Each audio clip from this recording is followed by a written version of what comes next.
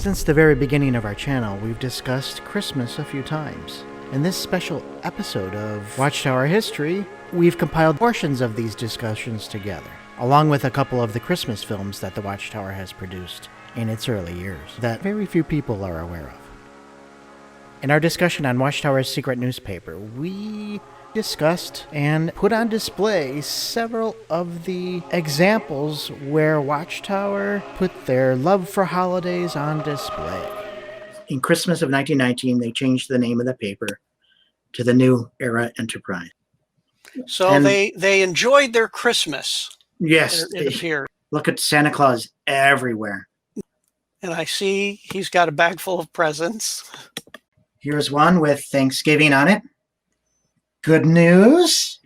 There's the Easter message right there. Well, they took it in the correct context. It was just celebrating that Christ was born. You know, they didn't turn it into a big birthday party or a pagan ritual. In our discussion on when Watchtower celebrated birthdays, we also spent a little bit of time on the history of the change of the celebration of Christmas. So in 75 Yearbook, it says, they stopped celebrating Christmas in 1928, and birthdays soon followed. Except it wasn't soon, which is what we're going to show. It actually was decades later when they stopped celebrating birthdays. But we have an audio clip we're going to play where Fred Franz says that this idea came from someone who went off into Christendom. We celebrated Christmas, and this continued on down to the year 1926. This occurred because of a member of the Bethel family by the name of Norman Woodworth, who was also a member of the Brooklyn congregation and an elder thereof. This Norman Woodworth was assigned to give the public talk on Sunday, December the 19th, 1926, and in the course of his talk, he exposed Christmas as being a pagan holiday and not based upon the Bible at all. This, of course, shocked all of us who were in the audience. Toward the end of the year 1927, an article was published, and the writer thereof was Richard Barber, and he had been assigned by Brother Rutherford to write an article about Christmas. He did so, and he also exposed Christmas as having no foundation in the Bible, but being purely pagan and derived from the rites of ancient Babylon the Great.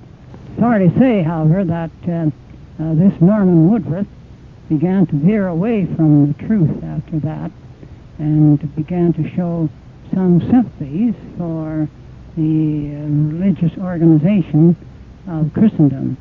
And it was found that he had gone so far astray that he had to be dismissed from the Brooklyn Bethel family.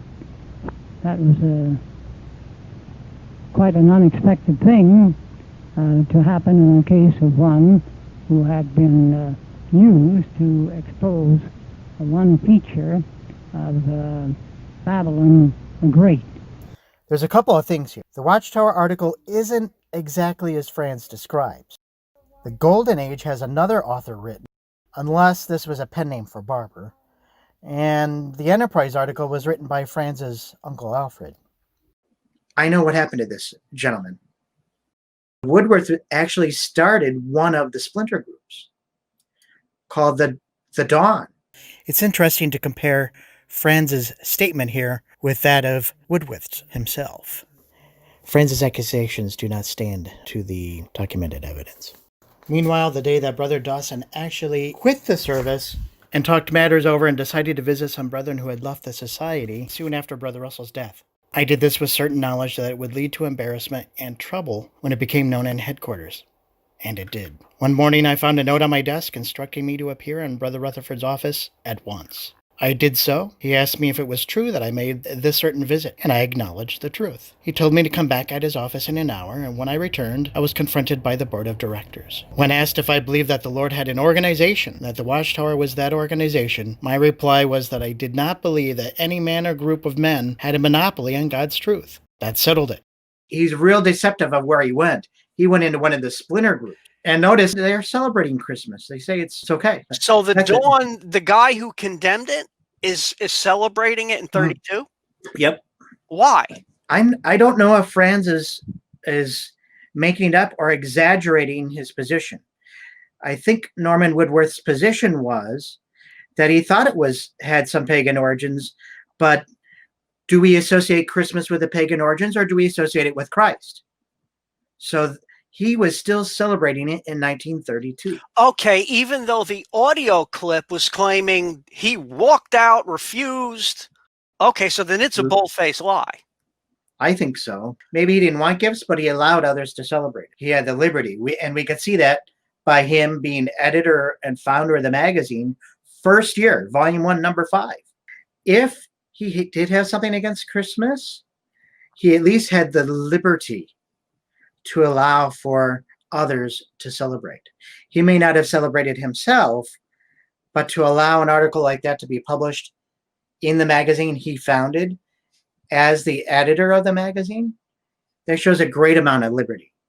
Okay, that's but my question is this: if that doesn't add up to the recording of the clip, did Norman Woodworth even do that in the first place? Or is that a whole urban legend story made up by Fred Franz per se? I guess it's his words. So did that even happen?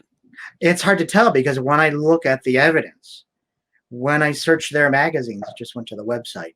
And that's what we do for we don't just, throw in an opinion here. We try and track what from recordings, from writings, what was said. So what does the evidence actually show?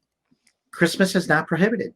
There's a liberality that they were giving to allow you to judge that situation based on your own conscience, something that the Watchtower Society was not doing and does not do today. It's a subject of unity, a future discussion. Okay, so now what? Hang on. So now we've got two discrepancies in the story. That disagrees with what was published in the 75 yearbook. Okay, so after hearing that, and that's a genuine Watchtower Bible clip that's been published, nobody's ever disputed that's him. This basically, from what you're seeing here in print published, he's saying the guy who walked out and didn't want nothing to do with Christmas is actually celebrating Christmas years later in a splinter group, not as a member of what they considered Christendom back then. He's telling an unpublished story about how they got the idea that Christmas had pagan origins, right? And the two Babylons is quoted several times on this issue throughout the entire Watchtower run. He contradicts himself. And he lists a gentleman named Barber, Barber, Richard H. Barber, who gave the idea. That's what the yearbook says. But the recording says it was a Norman Woodworth, which is the truth. Let's go a step further, even better, because in Franz's recording, he mentions that they were all shocked and surprised that Woodworth had even suggested this idea. It sounded like he said that he was the first one to suggest the idea. Yet if you look in the literature, you see this was published at least a decade before this by Morton Edgar in his booklet, Mythology in the Bible. So again, what is the truth? He's very selective on his version of the story, or he just simply doesn't know the facts and he's making them up. But several points of his story don't match the documented evidence that we've found. In our discussion on Watchtower's first trumpet blast, we discussed some little-known films that were made in the early 1920s and shown at the 1922 Cedar Point Convention. Some of the films survive. One of the films that has survived is a Christmas movie about King Herod. In 1918, they filmed a movie called Redemption. And you'll see there was a little advertisement in one of the Bible student papers of the time. They were selling shares in the film corporation, and that's one of the shares. On our next slides are some still shots of that film. The story is basically from Adam all the way up until the period they thought that millions now living would never die, and all the historical events in between that would lead up to that, including biblical history. You'll see in the upper right corner is a shot of Herod. Well, we have that film footage. It's a Christmas movie.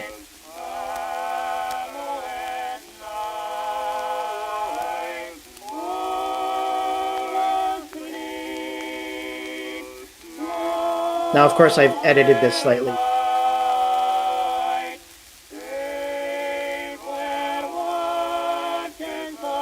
You can see Satan appearing behind King Herod here.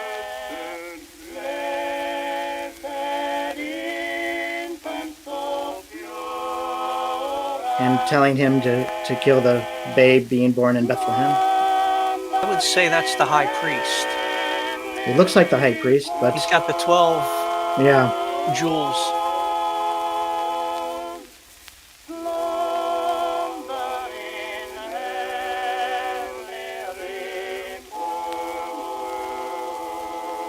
I am king, He says. And that's all we have access to today is just bits and pieces of. This is the only part of the film that we have. Finally, we will show some photodrama footage where the Christmas spirit is put on display.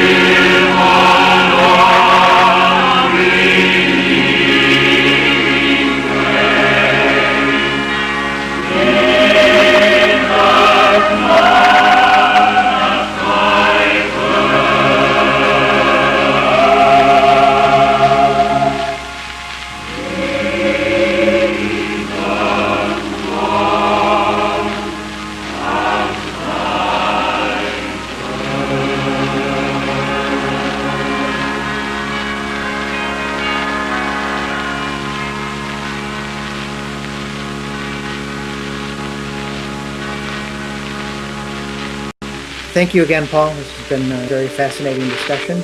Thank you all for watching. Like and subscribe. Leave some comments. Let us know what you'd like to see in the future. Get a whole story, not just from the Watchtower's perspective, but from all the various splinter groups. What were they saying? So until next time, keep reading.